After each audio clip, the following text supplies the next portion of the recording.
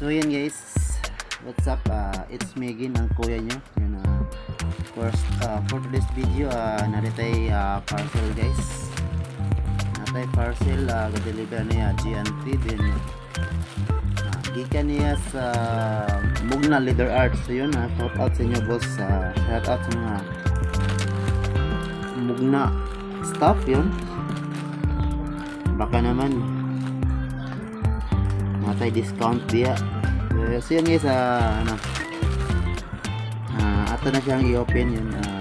Naabot din siya guys atong naabot din siya ato aghapon din. Karon pa nako gi-open kay bisigayo na. Ayan, di ta magduway guys, ato na siya abrihan. Abre. So yun guys. Katila din na siya sa 750. So gana na to. Nindot bagi din siya 750 from Mugna Leather Arts, Bukidnon. So ikan na siya Bukidnon guys. Ano siya, pitaka na siya. Okay, naguba naman itong pitaka, so nag-order tag bago. So ikaduha na ako din yung order sa kanya sa Mugna. Nindot siya nga pagka-item. Itong last na akong order nindot siya. So kani ato yung tanaw kung sa gini siya. Guys, ako nagigisi.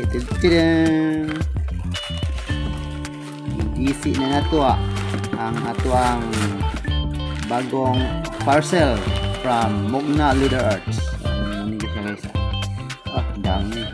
Hanap pagputos eh. So ano siya guys? Panit din siya from Mugna Leather Arts. Panit na panit, pure panit, dili ka kamahay guys nga or mahal or unsa na siya diya kay panit, di ba? Muna ilang ngalan guys, Mugna Leather Arts. So yun,